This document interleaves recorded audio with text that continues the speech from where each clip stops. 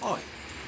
Due to the lockdown situation, to relieve the boredom, treated myself to a 1977 Reliant Scimitar and have been restoring it while I've been on furlough and lockdown.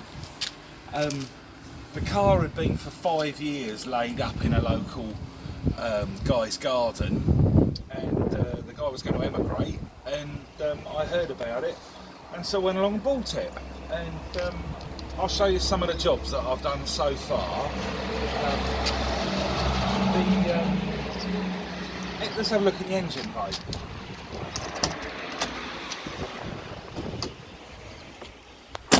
The engine is the Ford 3-litre Essex,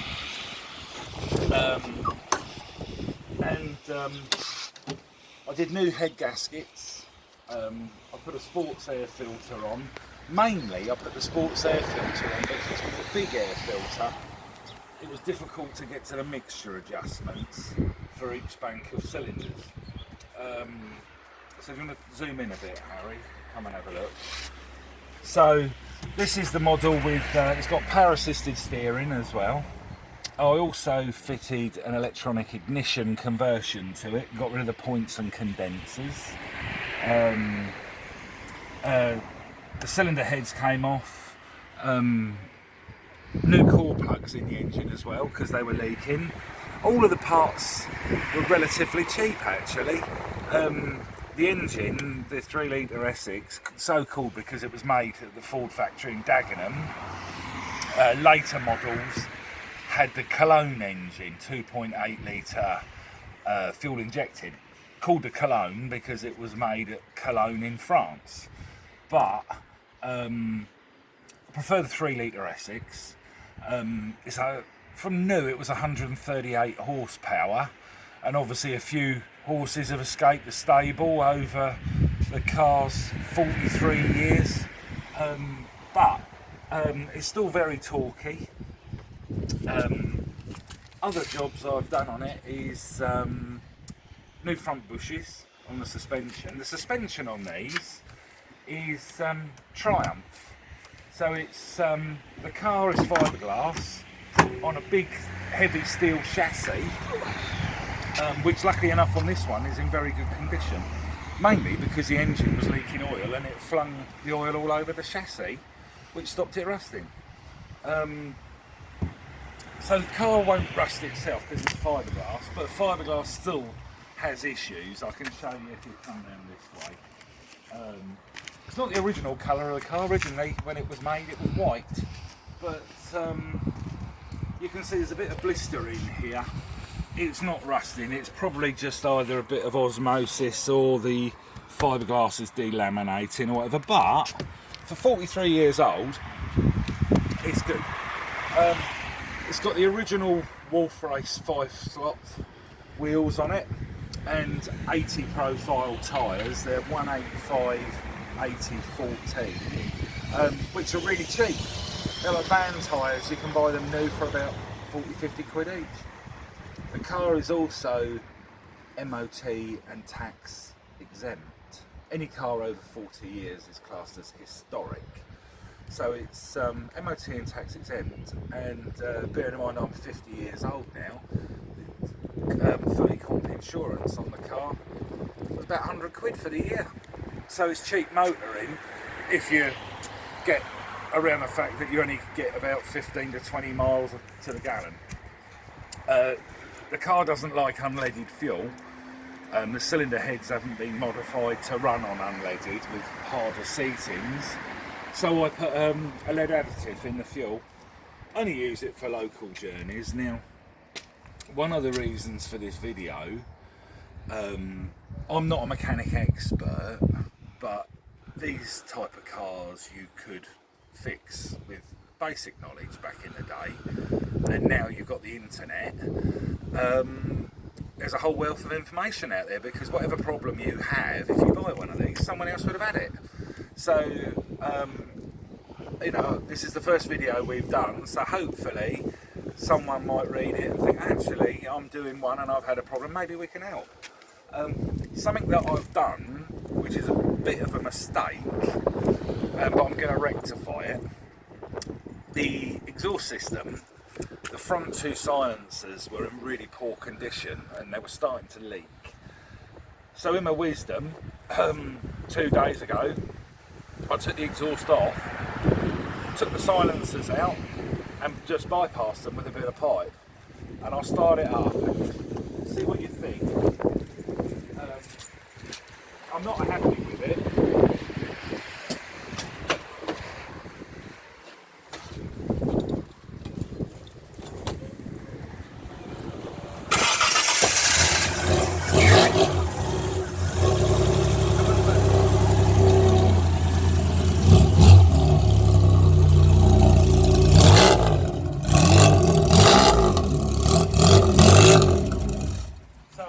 See, it's far too noisy.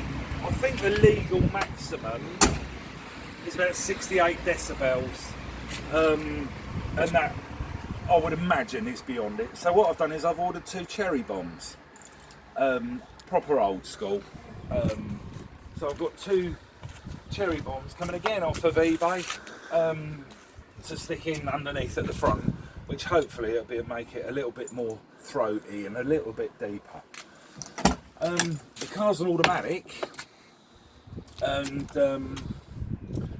one of the problems I found was when the engine got hot and the gearbox got hot, every now and again if you stopped it, did your shopping or whatever you were going to do, come back and it just wouldn't engage the starter motor. Well, there's a switch in the gearbox called an inhibitor switch, and that means that the gearbox has to be in neutral or park to start. Well, I had it in neutral and park, and I had to let it cool down only for a few minutes and it would start, but it worried me. So I went on eBay and I couldn't find an inhibitor switch listed for this car, but because the engine and gearbox was used in Ford Capris, this gearbox is the Ford C3 automatic gearbox. Again, that was made in France, as opposed to earlier models had the Borg-Warner gearbox, but this is the Ford gearbox. So on the passenger side of the car, above the gear selector linkage, is the switch, and I found one for a Ford Capri, new, old stock, and it was about 50 quid. So I bought it. Now the position of this switch, I think you'd have had to take the gearbox out to actually replace the switch. So what I did, and the purists out there that are watching this will absolutely cringe at this, but I got a 4-inch hole cutter on a drill. I cut the carpet on the transmission tunnel, I got underneath and measured it, and I drilled a 4-inch hole into the side of the transmission tunnel. It's fiberglass, so you don't need to weld. Changed the switch quite easily. I forget what size spanner it was, but anyway, I've got a box of old rusty spanners and I found one that was tight on there, got it out. It'd been in there since new, 43 years. Replaced it, and then I had the piece that I cut out and I stuck it back in with Gorilla Glue, and it's fine. But you say the purists out there would say no, you mustn't go drilling the body, but the way I saw it was the body is fiberglass and the chassis is steel, so it shouldn't make a difference to the strength of the car. Interior's in good nick. It's 2+2. They are bucket seats, so the car is a real GT estate, GTE. It's a real cruiser.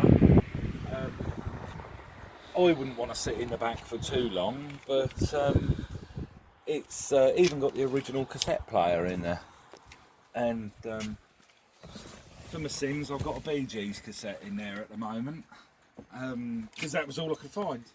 But yeah, so it's coming along. It's a little bit low on the rear, not much, so I think the next thing is invest in some Spax adjustable gas shock absorbers for the back, but also I want to get some 205 70/14 tyres with raised white lettering, because obviously it's a period 70s muscle car.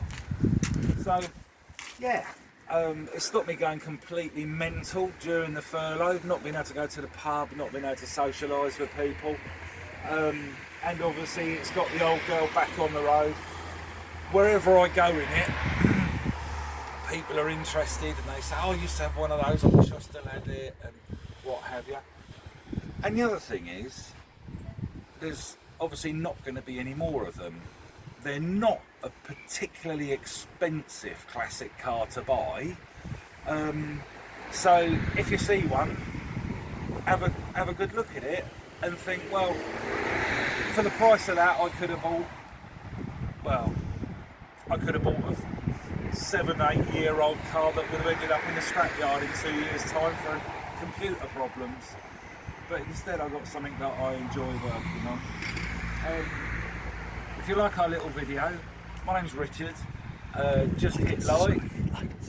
The cameraman is Harry, is my son, and I can show you more videos, or perhaps tell you how I've got over problems, or where I bought parts from. And the Scimitar Owners Club is, I'm not in the Scimitar Owners Club, but at some point this one was, because it's got the badge on it, but I've left it on there for prosperity. Yeah, I mean, there's always discussion threads on their website. We've got the original registration as well, which is quite nice. Nice and simple. I put new fog lamps on it, and also you can see here there's some cracking now. That's probably from flexing. I don't think it's from an impact, but you know, it's still an eye-catching car. There's a bit more damage there. It's never going to be pristine, because it's a daily ride for me. I use it daily and it makes me smile. Every time I get in and start it up and hit the loud pedal, it still gets down the road like a scolded cat. However, I do drive it a little bit carefully because I don't want to break it. I've just done the rear oil, the pinion oil seal on the back axle. It poured out. I put new EP90 in it, Castrol EP90. It just poured everywhere, all over the driveway.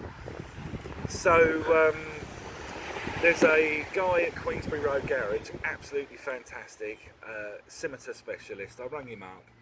He sent me the seal, which when I looked at it was 50 times better than the one that was originally on the car. It took me probably an hour to get the prop shaft off. You don't have to pull it out of the gearbox, slide it over. Got a little pry bar in there, pulled the old seal out, cleaned it up, cleaned up the pinion, put it all back together, 2 litres of oil, not a drip.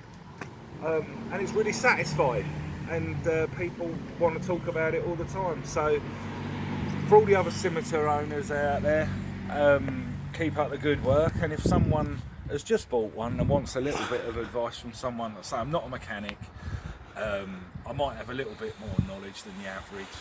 Oh, something else that I managed to get hold of by luck was, I do know a mechanic who's in his 80s now, who obviously doesn't do it anymore, and he had all the snap-on diagnostic things from the 1970s. So he gave me a beautiful snap-on strobe light for setting ignition timing. This one I think I set to 14 degrees before top dead centre. Plus snap-on meters, analog meters for testing the voltage from the coil and to the coil, so on and so forth. So I had all of this period stuff all hooked up to it as well, because there's no computers, it's mechanical things. So anyway, hope you enjoyed the video. If you did, pass us a comment, and perhaps we'll do another one. Subscribe. Eh? Like and subscribe. Oh, and subscribe. Sorry, first one. He's shouting at me, subscribe. Or if anyone out there watches this and they've got any spares that they might be able to help with, it's always worth it. Stay safe. Thank you.